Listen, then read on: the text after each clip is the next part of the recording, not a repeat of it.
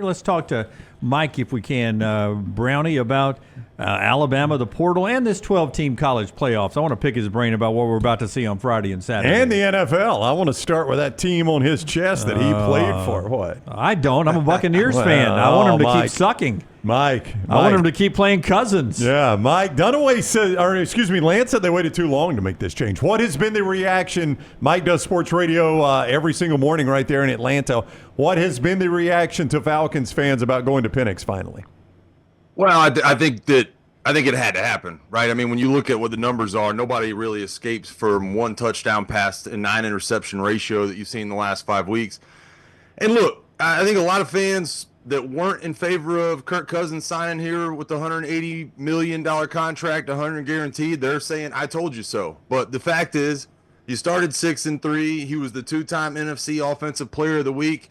He broke the Falcons' passing record against those Tampa Bay Buccaneers just a few weeks ago. So, I think the city is excited because you still have the ability to throw your hat in that playoff ring. You have 2 very beatable opponents coming up in the Giants this weekend, the Panthers there in Week 18, and you got to play the Commanders in between, man. So I think excitement's the right word. It feels like it's just we're slowly turning the page to a new chapter. You like what Michael Penix brings. Everybody knows him from the national stage of that college football playoff a year ago.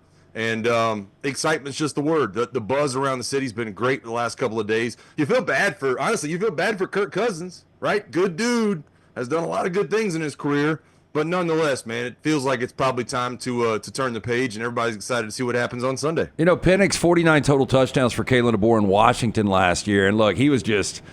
Man, when he threw the football, some of his throws were incredible. He can make all the throws. What are people saying that have been around him in practice, camp? How optimistic are the skill guys there for the Falcons that Michael Penix is going to be the real deal? Well, I think, honestly, that's one of the biggest parts of this entire thing. If you watch the game last week, Kirk throws a double move to Drake London in the first quarter. And then after that, like, you can see the body language. Darnell Mooney, Ray McLeod, Kyle Pitts. Like, you can see the frustration in those guys. Like, they're wide open. Kirk's not seeing them. Kirk's getting rushed. Kirk's immobile. Kirk's having to dump it off. Kirk throws an interception. It's like, you can see the other receivers in the picture that are like, dude, like, what has happened to us in the last month and a half? So, what's funny, guys, look, I was talking to Zach Robinson, the offense coordinator, before the draft. And obviously not asking for any hints.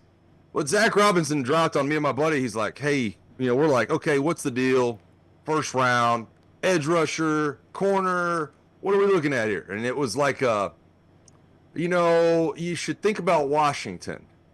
And we're like, okay, like, Rome Odunze, like all these other possibilities. Never thinking in a million years that it was going to be Michael Penix after you just signed Kirk Cousins. But the whispers after that about that workout that Zach Robinson and all, that entire crew had out there with Michael Penix, the arm strength, the natural ability. I mean, guys, you look at the length of Michael Penix's arm. He can tie his shoes standing up, man. He's just a long-bodied dude who has that rubber band for an arm. And I think everybody involved with that team is pretty excited just to see what we've got here. Yeah, and if it's good this weekend, the boom will begin. It'll take me back to the days when Michael Vick used to fill the Georgia Dome. It was the best show every Sunday in the NFL. So flipping the script to where we are in college athletics, we had Greg Byrne on earlier, and he was talking about trying to rally the Alabama fan base to get into the NIL game a little bit more. The fans on the streets, the ones that fill the stands and watch on TV and listen on radio. As a guy who played in Tuscaloosa before the NIL era, to see some players hit the portal and come back like Mbakwe, some people hit the portal and leave like Bond last year. How do you feel about all this, watching it as a championship-winning alum? That's a tough question to answer, man. And we've tried to mull this over.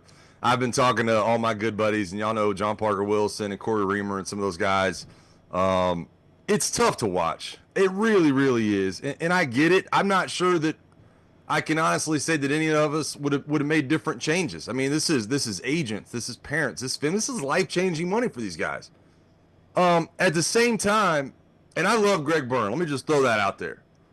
But you want to talk about not going over very well a week before Christmas and the timing and all of this, and these 18-year-old kids and guys. I know that y'all, hey, look, man, y'all can read between the lines, man. I think a lot of people felt the way I did. You're reading it and going, huh? Like, you want what?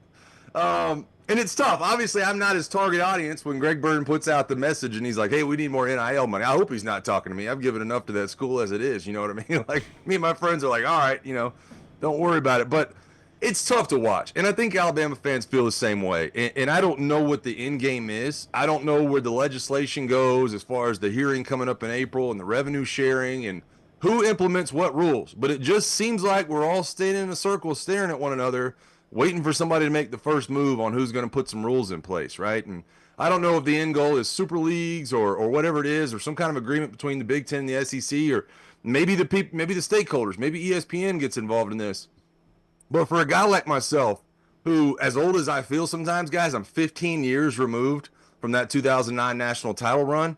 It's just hard to watch. It's not the same product. You watch, we used to just love watching the passion of Happy Valley and like all this. It just doesn't feel like the same passionate sport. And I know you guys see that. I know a lot of the viewers see that. It's frustrating. And I don't know. I guess the most frustrating part is I don't know what the end game is. I don't know when it stops. I don't know when it stops spiraling out of control. But I think we've seen so many quality coaches start to move on, look the other way.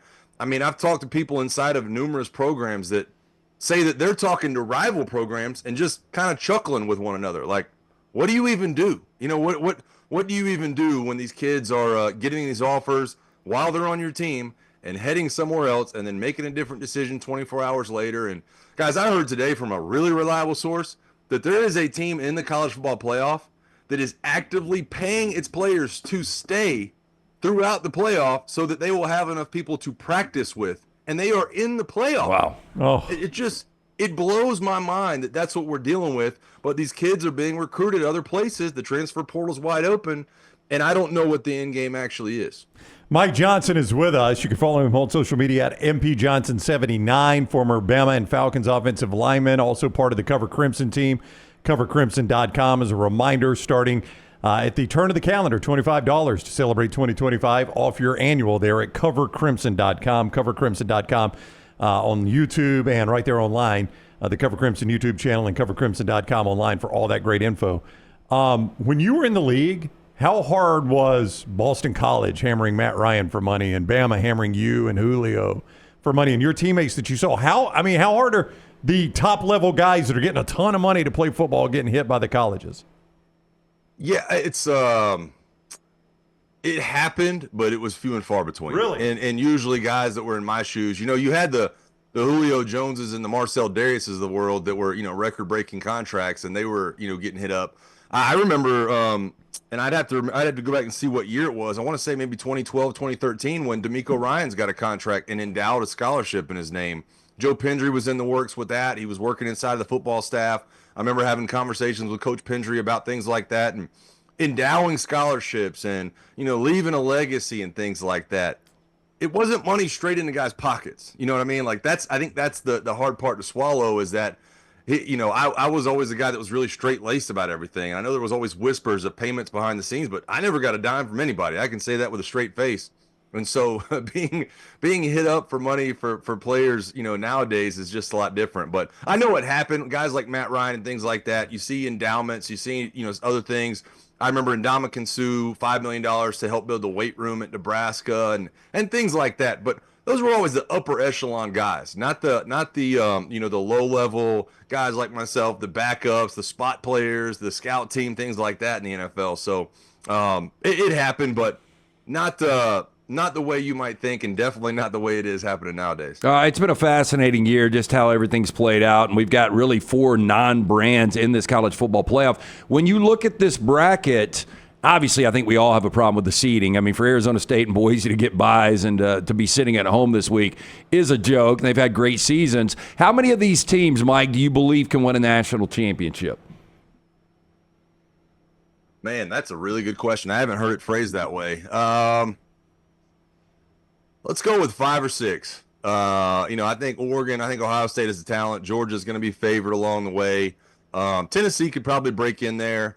It's half or less, right? I think the way you look at it, and really, I think it's exciting that these teams are getting the opportunity. But I think there's more barriers than there's ever been. I mean, I think I've told you guys the story before. There was a moment in December of 2009 when we beat Florida in the SEC title game in Atlanta. Right, this is kind of before, this right when the iPhone was kind of getting hot. Weren't really streaming and all this, on your phone. So we're landing in Tuscaloosa after we beat Florida, and right before we landed, we're all watching the TVs. Colt McCoy throws the ball out of bounds in the Big 12 championship, and they lose. If you guys remember, they had to go back and put 1 second on the clock. For that 15 minutes that we dropped below 30,000 feet to when we landed, we thought we were playing TCU in the national title. We thought we were facing off with who was it, Andy Dalton and whoever else was on that team. We thought we were playing TCU. And then we land and find out they put a second back on the clock, and Texas is able to kick the field goal and beat Nebraska and go to the national title game. What a crazy opportunity that would have been for TCU. I think they were in the Mountain West back then. Now there's okay, you beat your first round game, great. You beat your second round game, great. You have to go through all these quality opponents and really prove your mettle and prove your worth. So the Cinderella stories, I think in football, are going to be few and far between. It was different when you used to have the one-offs. Everybody remembers the Boise State, Oklahoma, right? 2004, 2005, whatever that was. You'd have to pull that off 3 times, right? I mean, I don't know that you're ever going to see a situation like that. So I think my number sits at 5 or 6. I'm going to be rooting for the underdogs. Guys, I'll be clear. I'm rooting for SMU. SMU got in over Alabama. Let's see if SMU can knock off Penn State on Saturday, and let's see if we can cause some havoc in this thing. How can, and you explain this to me because you and I have worked together before, and you know how small my brain is. How can I be Carson Beck in August, and I'm auto first-round guy no matter what, and likely first overall guy? And now I'm in December, I'm injured, but there is conversation that maybe I should stay in college for another year and build my stock back up. If NFL guys love me in August, why do they not love me in December still? You played in both the high-level college and the NFL.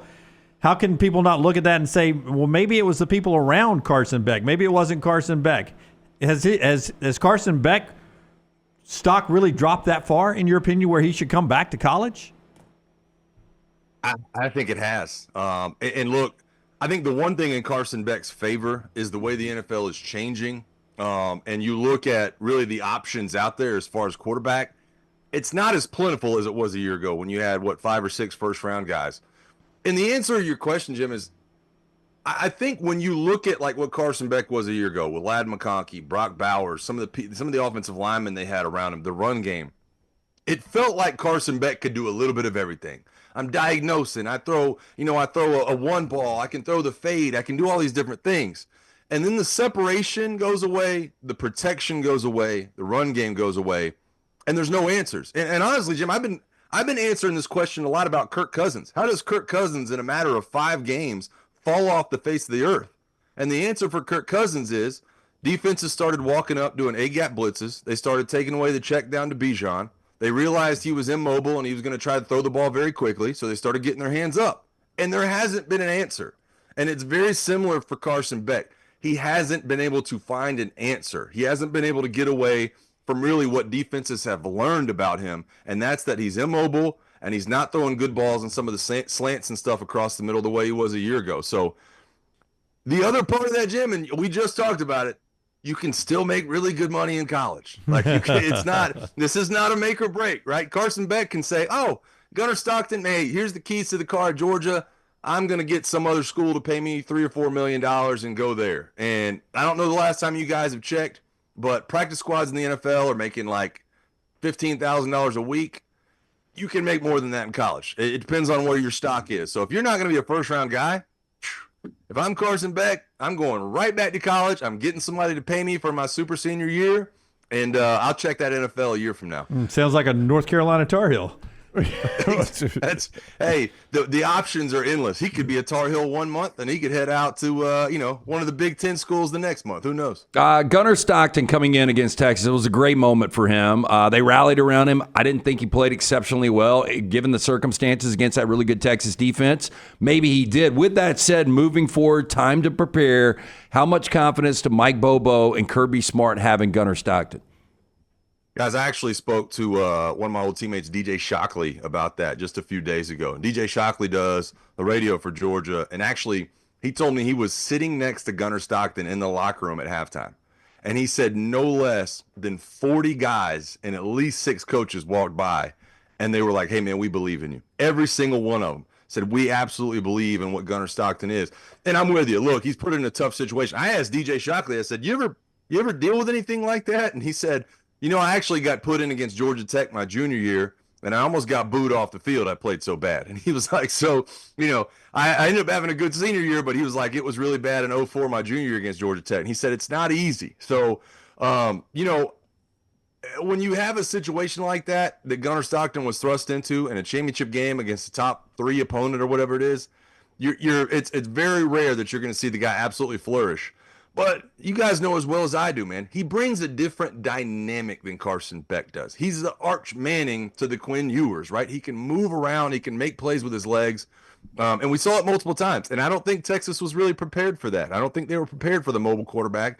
In college football these days, you almost have to have that guy, right? So, I think he's going to be comfortable. I hear great things about him all the time from people over at Georgia about the guy he is, the preparation that he's already put in. And I think that if he can make a run, boy, it's going to be one for the record books, man. We'll be watching the Gunnar Stockton movie a few years from now.